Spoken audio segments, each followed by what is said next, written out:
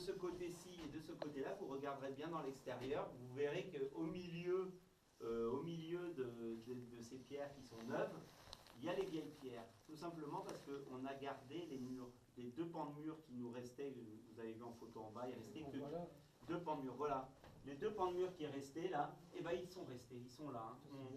Comme ça, on a gardé vraiment la structure. On a eu la chance que dans les gravats, le soubassement en briques était quasiment intact. Donc, à partir de là, on s'est dit, bon, bah, on a repris sur les mêmes fondations et on a remis exactement à la même. Et les autres pierres, elles viennent de où? Alors, celles-là, elles viennent de l'Oise. Il y a quelque chose de la cathédrale d'Amiens, là?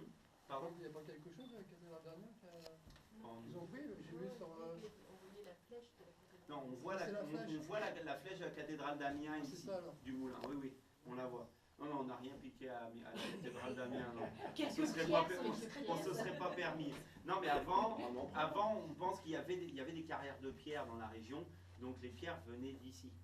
Après, dans les gravats, il ne restait plus assez de pierres pour refaire exactement. Donc on a été obligé d'aller chercher des pierres dans l'Oise, parce que bon, on soupçonne que dans le village, certains villageois se sont copieusement servis pour faire leur maison. On a vu sur le chemin. Oui, oui. Aussi bien le château que le moulin a servi un peu de carrière de pierre à une époque. Donc, mais ces gens-là ne l'avoueront jamais. Bon, c'est un peu gros quand on voit un beau pignon en pierre, en vieille pierre, on se dit, il ne va pas nous dire qu'il allait le chercher à 200 km. Mais enfin bon, ça après.